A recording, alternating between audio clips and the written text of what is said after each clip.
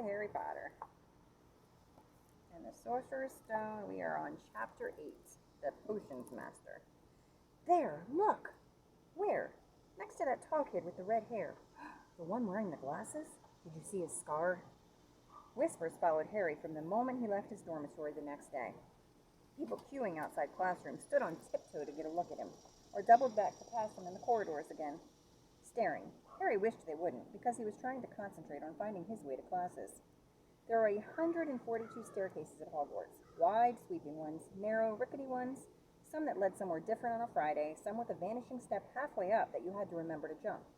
Then there were doors that wouldn't open unless you asked politely, or tickled them in exactly the right place, and doors that weren't really doors at all, but solid walls just pretending. It was also very hard to remember where anything was, because it all seemed to move around a lot. The people in the portraits kept going to visit each other, and Harry was sure the coats of armor could walk. The ghosts didn't help either. It was always a nasty shock when one of them glided suddenly through a door you were trying to open. Nearly Headless Nick was always happy to point new Gryffindors in the right direction, but Peeves the Poltergeist was worth 2 locked doors and a trick staircase if you met him when you were late for class. He would drop waste paper baskets on your head, pull rugs from under your feet, pelt you with bits of chalk, or sneak up behind you invisible, grab your nose and screech, "Ka-cha-conk!" Even worse than Peeves, if that was possible, was the caretaker, Argus Filch. Harry and Ron managed to get on the wrong side of him on their very first morning. Filch found them trying to force their way through a door which unluckily turned out to be the entrance to the out-of-bounds corridor on the 3rd floor. He wouldn't believe they were lost, was sure they were trying to break into it on purpose, and was threatening to lock them in the dungeons when they were rescued by Professor Quirrell, who was passing by. Filch owned a cat called Mrs. Norris, a scrawny, dust-colored creature with bulging lamp-like eyes just like Filch's. She patrolled the corridors alone. Break a rule in front of her, put just one toe out of line, and she'd whisk off for Filch, who'd appear, wheezing, 2 seconds later. Filch knew the secret passageways of the school better than anyone, except perhaps the Weasley twins, and could pop up as suddenly as any of the ghosts. The students all hated him, and it was the dearest ambition of many to give Mrs. Norris a good kick. And then, once you had managed to find them, there were the lessons themselves. There was a lot more to magic, as Harry quickly found out, than waving your wand and saying a few funny words. They had to study the night skies through their telescopes every Wednesday at midnight, and learn the names of different stars and the movements of the planets.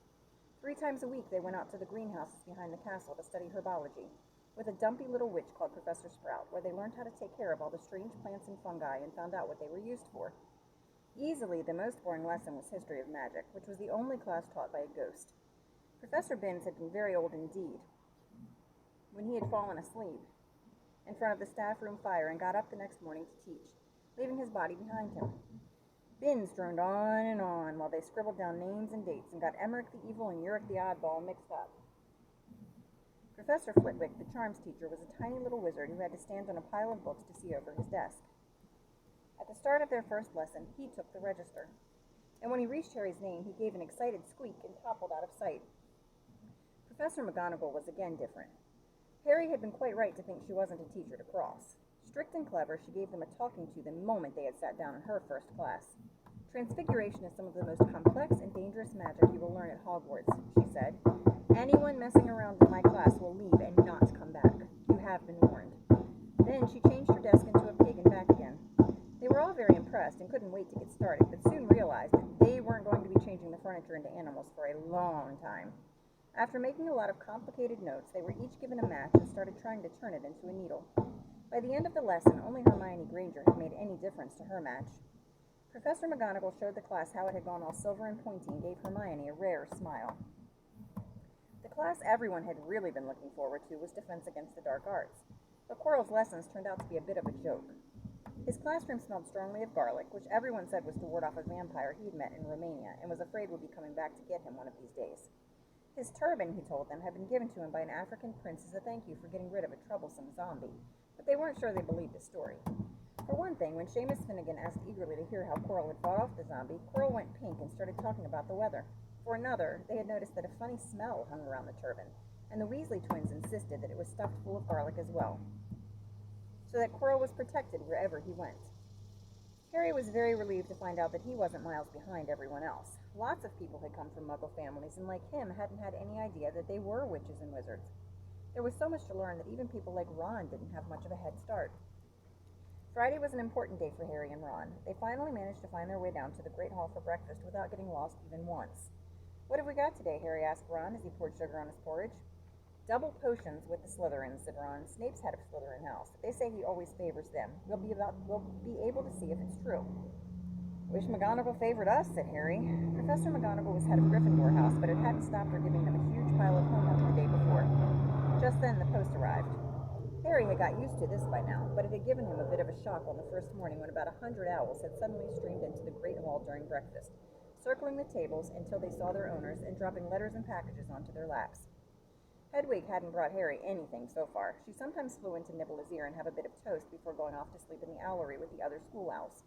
This morning, however, she fluttered down between the marmalade and the sugar bowl and dropped a note onto Harry's plate. Harry tore it open at once. Dear Harry, it said in a very untidy scrawl, I know you get Friday afternoons off, so would you like to come and have a cup of tea with me around 3? I want to hear all about your first week. Send us an answer back with Hedwig, Hagrid. Harry borrowed Ron's quill, scribbled yes, please, see you later on the back of the note, and sent Hedwig off again.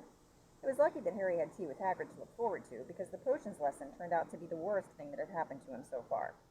At the start of term banquet, Harry had got the idea that Professor Snape disliked him. By the end of first potions lesson, he knew he'd been wrong. Snape didn't dislike Harry, he hated him. Potions lessons took place down in one of the dungeons. It was colder here than up in the main castle, and would have been quite creepy enough without the pickled animals floating in glass jars all around the walls. Snape, like Flitwick, started the class by taking the register, and like Flitwick, he paused at Harry's name. Ah, yes, he said softly, Harry Potter, our new celebrity.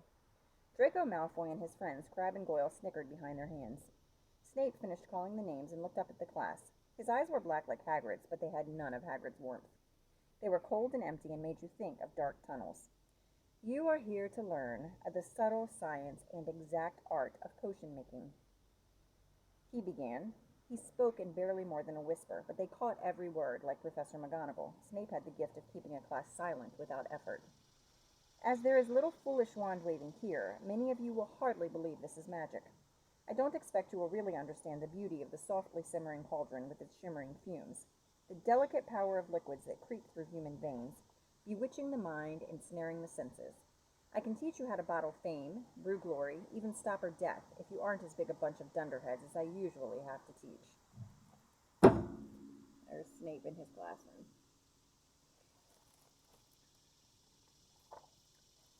More silence followed this little speech. Harry and Ron exchanged looks with raised eyebrows. Hermione Granger was on the edge of her seat and looking desperate to start proving that she was not a dunderhead.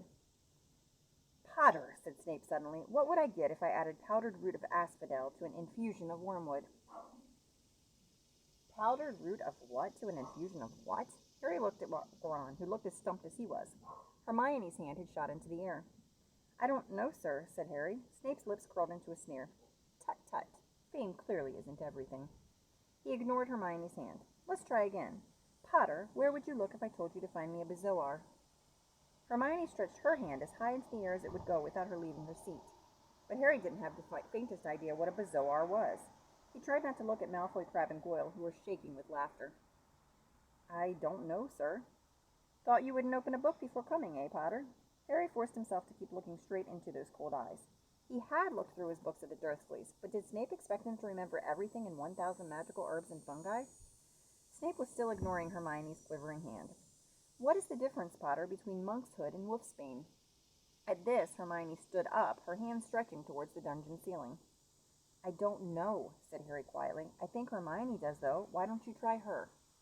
A few people laughed. Harry caught Seamus's eye and Seamus winked. Snape, however, was not pleased. Sit down, he snapped at Hermione. For your information, Potter, asphodel and wormwood make a sleeping potion so powerful it is known as the draught of living death. A bezoar is a stone taken from the stomach of a goat, and it will save you from most poisons. As for monkshood and wolfsbane, they are the same plant, which also goes by the name of aconite. Well, why aren't you all copying this down? There was a sudden rummaging for quills and parchment. Over the noise, Snape said, and a point will be taken from Gryffindor House for your cheek, Potter. Things did not improve for the Gryffindors as the potions lesson continued. Snape put them all into pairs and set them to mixing up a simple potion to cure boils. He swept around in his long black cloak, watching them weigh dried nettles and crushed snake fangs, criticizing almost everyone except Malfoy, whom he seemed to like. He was just telling everyone to look at the perfect way Malfoy had stewed his horned slugs, when clouds of acid green smoke and a loud hissing filled the dungeon. Neville had somehow managed to melt Seamus's cauldron into a twisted blob, and their potion was seeping across the stone floor, burning holes in people's shoes. Within seconds, the whole class were standing on their stools, while Neville, who had been drenched in the potion when the cauldron collapsed, moaned in pain as angry red boils sprang up all over his arms and legs.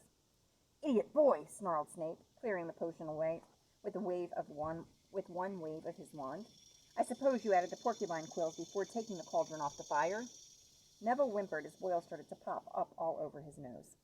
"Take him up to the hospital wing," Snape spat at Seamus. Then he rounded on Harry and Ron, who had been working next to Neville. "You, Potter, why didn't you tell him not to add the quills?" "Thought he'd make you look good if he got it wrong, didn't you? That's another point you've lost for Gryffindor." This was so unfair that Harry opened his mouth to argue, but Ron kicked him behind their cauldron. "Don't push it," he muttered. "I've heard Snape can turn very nasty." As they climbed the steps out of the dungeon an hour later, Harry's mind was racing and his spirits were low. He'd lost 2 points for Gryffindor in his very first week. Why did Snape hate him so much? "Cheer up," said Ron. "Snape's always taking points off Fred and George. Can I come and meet Hagrid with you?" At 5 to 3, they left the castle and made their way across the grounds. Hagrid lived in a small wooden house on the edge of the Forbidden Forest. A crossbow and a pair of galoshes were outside the front door. When Harry knocked, they heard a frantic scrabbling from inside and several booming barks. Then Hagrid's voice rang out, saying, "Back, Fang, back!" Hagrid's big hairy face appeared in the crack as he pulled the door open. "Hang on," he said. "Back, Fang." He let them in, struggling to keep a hold on the collar of an enormous black boarhound. There was only one room inside. Hams and pheasants were hanging from the ceiling. A copper kettle was boiling on the open fire, and in a corner stood a massive bed with a patchwork quilt over it. "Make yourselves at home," said Hagrid, letting go of Fang, who bounded straight at Ron and started licking his ears.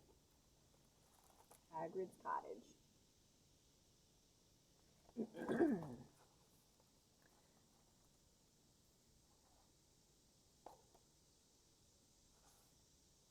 Like Hagrid, Fang was clearly not as fierce as he looked. "This is Ron," Harry told Hagrid, who was pouring boiling water into a large teapot and putting rock cakes on a plate. "Another Weasley, eh?" said Hagrid, glancing at Ron's freckles. "I spent half my life chasing your twin brothers away from the forest." The rock cakes almost broke their teeth, but Harry and Ron pretended to be enjoying them as they told Hagrid all about their first lessons. Fang rested his head on Harry's knee and drooled all over his robes. Harry and Ron were delighted to hear Hagrid call Filch that old jit. "And as for that cat, Mrs. Norris, I'd like to introduce her to Fang sometime. Do you know, every time I go up to the school, she follows me everywhere? Can't get rid of her. Filch puts her up to it."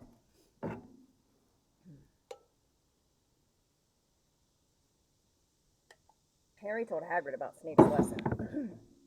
Hagrid, like Ron, told Harry not to worry about it, that Snape hardly liked any of the students. "But he seemed to really hate me." "Rubbish," said Hagrid. "Why should he?" Yet Harry couldn't help thinking Hagrid didn't quite meet his eyes when he said that. "How's your brother Charlie?" Hagrid asked Ron. "I liked him a lot. Great with the animals." Harry wondered if Hagrid had changed the subject on purpose. While Ron told Hagrid all about Charlie's work with dragons, Harry picked up a piece of paper that was lying on the table under the tea cozy. It was a cutting from the Daily Prophet. "Gringotts break-in latest. Investigations continue into the break-in at Gringotts on 31st of July, widely believed to be the work of dark wizards or witches unknown. Gringotts goblins today insisted that nothing had been taken. The vault that was searched had in fact been emptied the very same day. But we're not telling you what was in there, so keep your noses out if you know what's good for you," said a Gringotts spokesgoblin this afternoon. Harry remembered Ron telling him on the train that someone had tried to rob Gringotts, but Ron hadn't mentioned the date. "Hagrid," said Harry, "that Gringotts break-in happened on my birthday. It might have been happening while we were there." There was no doubt about it. Hagrid definitely didn't meet Harry's eyes this time. He grunted and offered him another rock cake. Harry read the story again. The vault that was searched had in fact been emptied earlier that same day. Hagrid had emptied Vault 713, if you could call it emptying, taking out that grubby little package. Had that been what the thieves were looking for?